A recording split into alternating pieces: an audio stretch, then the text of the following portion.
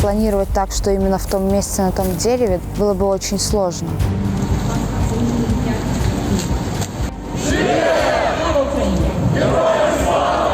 Когда люди искали телефон, я искал труп. Когда сотрудник полиции, сотрудник уголовного розыска пошел сюда, мы остались там в отдалении, нас сюда не пустили. Он вышел, и первое, что он сказал, человек сопротивлялся. Элементарно, ну повесили одного, завтра будет такой же другой.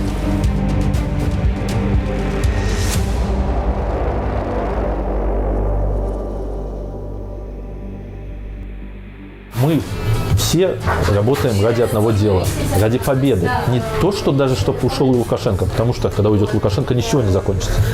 А ради победы общей, чтобы построение белорусского независимого государства.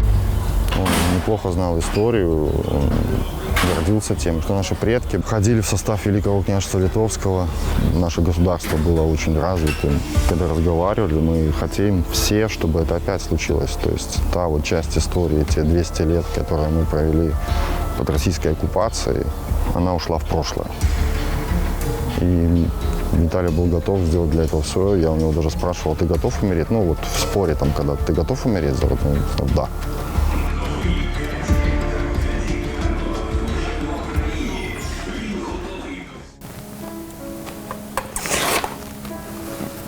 Ну вот он совсем недавно одевал эту рубашку. Мы ходили, смотрели место для показа фильма к событиям 9 августа. Он должен был делать фильм, который должны были показать в Киеве. Мы познакомились с Виталием 14 октября в 2020 году. Это был день моего рождения. В Украине был национальный праздник и была белорусская колонна. Он приехал 9 октября в Украину и пришел там на марш. Ну, я бы не сказала, что прям с первого взгляда, ну, просто интересный парень, тоже из Гомеля. Мы много общего между нами нашли. Жить вместе, вот прям, чтобы я осталась в первый раз, это я приехала к нему на Новый год.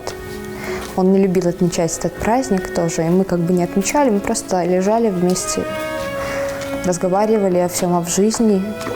И вот с того момента я осталась у него. У него было предчувствие о многом. Торопился по поводу детей. Мне казалось как-то, мы так мало друг друга знаем, несмотря на все, да. Он очень хотел детей и всегда говорил, что я хочу, чтобы ты в будущем родила мне дочку. Я могу только хорошее о нем говорить. Он очень сильно любил Божену. Из истории любви я наблюдала с самого начала. Я была свидетелем, как они познакомились, как они дружили первое время.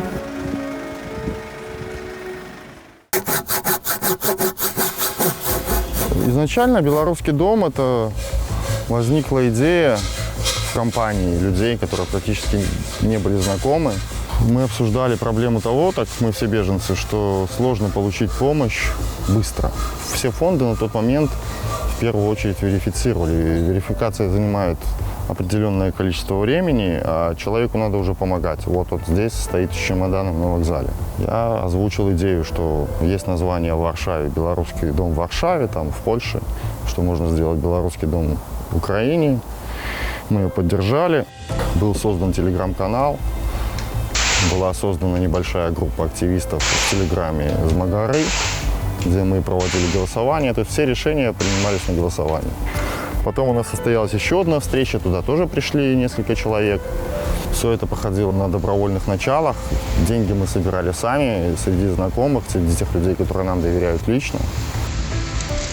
Виталий как бы был в этом всем, да, немножечко. Но он не так близко был. И вот одна девушка, которая должна была занимать место у нас как пресс-секретаря, ну, ей было не до этого, тоже нужно было жить как-то. Мы попросили Виталию, чтобы он присоединился к нам, занял какое-то ее место, плюс того, что он найти, он мог вести каналы все.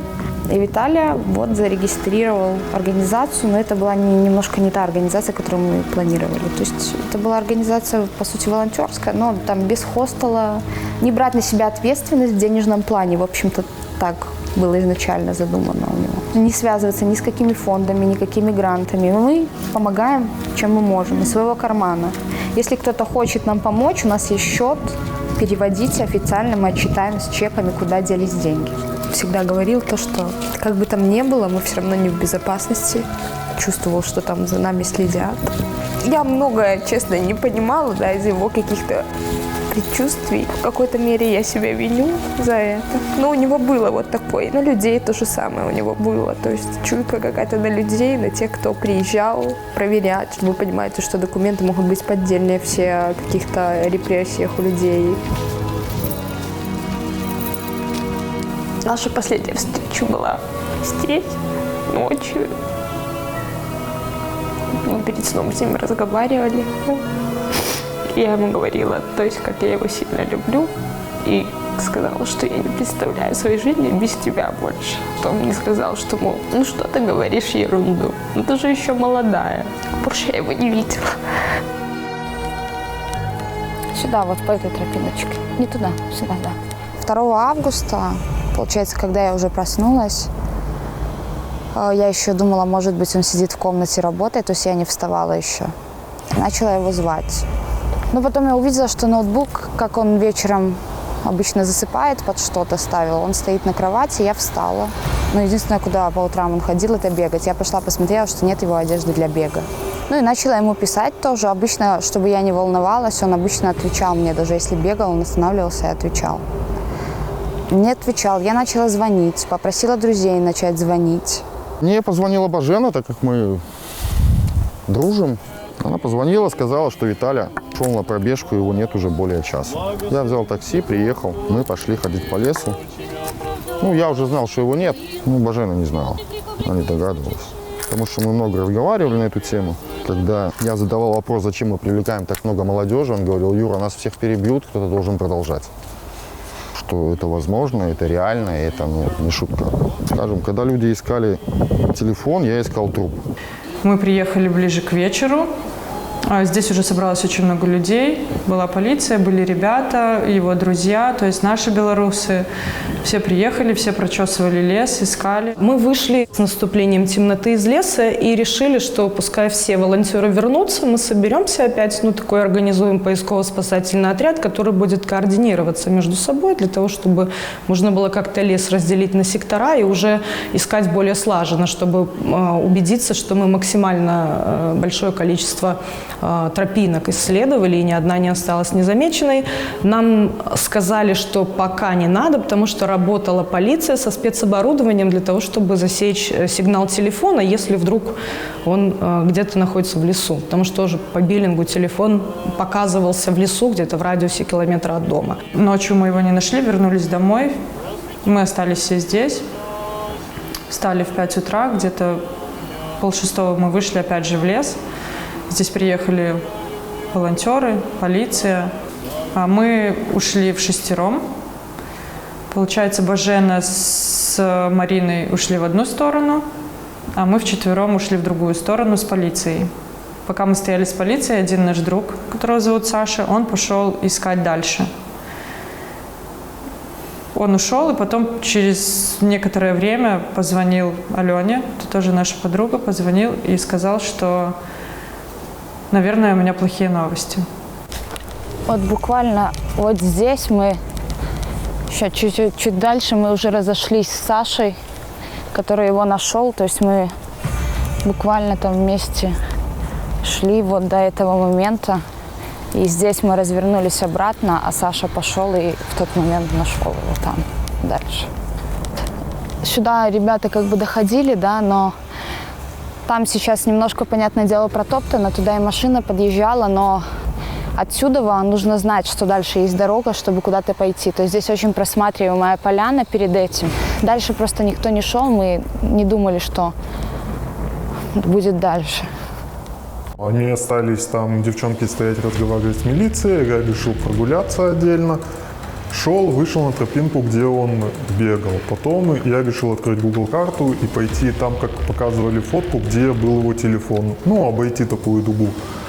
Шел, первый поворот я пропустил, потому что дуга получилась слишком маленькая, то, что я быстро дойду до места, до трассы. Я пошел дальше и свернул на следующем повороте. Дошел до этой полянки, Там была только одна тропинка, куда идти. Я по ней пошел, увидел за деревьями какой-то, ну, типа как тряпку. Я догадался, что я нашел, подождал немного и пошел, убедился, что это он. Пошел назад, позвонил ребятам, они дали трубку милиции, сказал милиции, что я сейчас скину геолокацию, и чтобы они пришли. Веревка такого немного с желтоватым оттенком, лежал вот так вот в пенек, поперек, горизонтально. Он был на полу таких, ну, чуть-чуть согнутые колени. Тогда мне показалось что если разогнуть колени, то, в принципе, носками можно дотянуться до пенька одного. Если идти по тропинке, то он висел ко мне боком. Так он смотрел в сторону леса, не в сторону дерева, на котором висел, а в противоположную. Зріст, висота від зашморгу до землі 3 метра 8 сантиметрів. Висота першого пенька 60 сантиметрів, другого пенька, який рядом знаходився, 50 сантиметрів. Поруч ще такий же є пеньок. Висота зріст Віталія 1,85 м. Просто наступний слайд, якщо є. Так, і саме ця петля, і саме ця мотузка, на якій ми виявили тіло потерпілого. Ви бачите, що мотузка складена в 4 слої. Это большая ветка была. Если по-честному, туда долезть можно, но не по пенькам. Я туда залазил, там можно залезть по дереву, но при этом ты поцарапаешься, не особо так удобно. Если завязывать узел, то, скорее всего, сверху, а не снизу. У меня надежда была там, да. Ну, маловероятно. То есть либо совсем не найдут, либо мы найдем тело. То, что там его вывезут куда-то в РБ, как там, ну, это слишком большой международный скандал, который мог бы вылиться в очень большие неприятности. И еще большие, скажем, неприятности для режима. Виталя, скажем так, активист среднего звена. Это те активисты, которые существуют между штабами названных лидеров и низшими активистами. Если убрать среднее звено и запугать его, то, соответственно, прерывается связь, и все. Когда сотрудник полиции, сотрудник уголовного розыска пошел сюда, мы остались там в отдалении, нас сюда не пустили. Он вышел, и первое, что он сказал, человек сопротивлялся. Слідчими перевіряються можливості версії вчинення злочину, зокрема вчинення самогубства або скоєння умисного вбивства з імітуванням самогубства. Но все равно видно. Видите, вот где веточка вот эта вверх идет, вот эта, которая завязана, и следующая веточка. И вот после этой веточки снизу видно потертость, видите? Даже при росте Виталия, даже став туда, ты не завяжешь. Даже на те пеньки, которые забрали, там вроде как 60 сантиметров пеньки, он бы не завязал. Это 100%, то есть он не сам. Нет, ни в коем случае, никогда в жизни я в это не поверю. Зная Виталика, он жил белорусским домом в Украине, у него было столько идей. Он готовил акцию к 9 августа. 9 августа – это годовщина выборов. У него была любовь, у него было все, у него была работа. Ну, нет, я никогда в жизни не поверю в это. Виталика знаю как спокойного, уравновешенного человека, открытого, который никогда не позволял себе хамства, грубости по отношению к людям. Это всегда был человек, который мог четко, аргументированно высказать свою точку зрения. Никогда никакой грязи, никакого намека на какие-то там нечистые помыслы даже и близко не было. То есть это настолько честный, открытый человек. И для меня очень дико слышать сейчас и читать сейчас то, что происходит вокруг его имени, вокруг его дела, которым, в общем-то, он горел и делал все возможное, чтобы добиться своих целей. И почему эта грязь начала литься именно сейчас, в этот трудный момент, остается только догадываться. Ну, Божена и ее ближайшее окружение, мы стараемся быть выше этого, стараемся не поддаваться на провокации. У нас есть свои планы, есть свои какие-то дела важные, которые нужно сейчас закончить в первую очередь, и мы сосредотачиваемся на этом и помогаем Божене как можем. Когда убили Романа Маднаренко, прошел митинг под посольством, возникла стихийная идея поставить крест против посольства. Вроде там она появилась где-то, опять же, в чатах. И на третьи сутки просто туда приехал Сергей Коротких с крестом и установил крест из нержавеющей стали. Он за него заплатил. И, в принципе, это все, что я могу сказать об участии. То есть он еще привозил обогреватель, и все. Он там больше не появлялся. То есть, по сути, Виталий его видел один раз. Версия с Сергеем Коротких и о его причастности каким-либо образом к убийству Виталия Шишова не имеет под собой никаких оснований, в том числе и логических. Потому что денежных потоков нет, это легко проверить по тому же расчетному счету БДУ. Я не понимаю тех людей, которые это говорят, имея 8 месяцев такой ресурс, как Сергей Коротких, с его деньгами, с его возможностью. Извините, у нас бы стоял белорусский дом из камня, своя пресс-служба и прочее, и прочее, и прочее. Этого нет.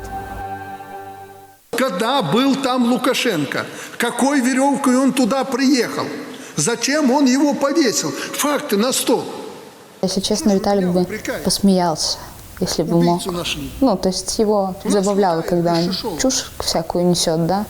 И тут, чтобы сам Лукашенко, и прям чушь про него, да, такую, ерунду просто, которую он говорит. И, в принципе, про Украину я, когда смотрела, да, я улыбнулась и подумала о том, что Виталик бы посмеялся сейчас. Моя версия, это однозначно сделали спецслужбы. Через кого, я не знаю. Купили здесь кого-то.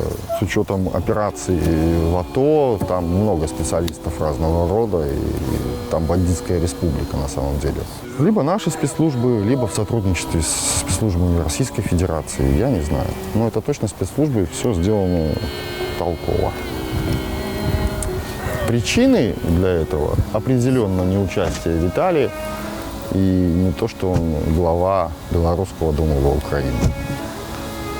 Это то, чем он занимался вне этой деятельности. То есть организация партизанских действий на территории Республики Беларусь. Это те факты, которые у меня есть и которые переданы сотрудникам СБУ мною лично. Я бы ему сказала, что я его очень сильно люблю. Сказала бы прости за то, что очень много не успела сделать, сказать. Сказала бы спасибо, что он был в моей жизни, в принципе. Я в любом случае не уеду никуда.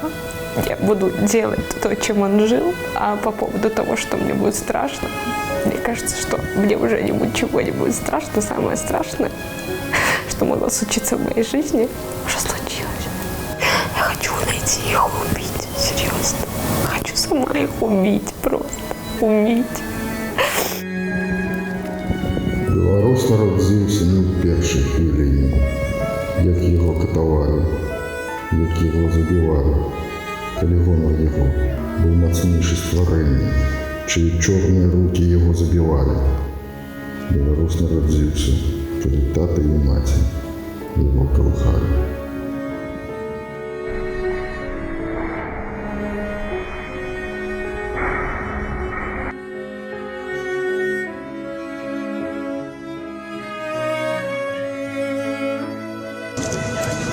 Я вас всех прошу, перестаньте ходить с цветами, плакатами. Мирным протестом мы ничего не решим. Вчера это случилось с Виталиком, завтра случится с вами. А им все равно. Им просто все равно на то, что мы здесь стоим, что-то кричим. Я прошу положить цветы, плакаты и начать немирный протест.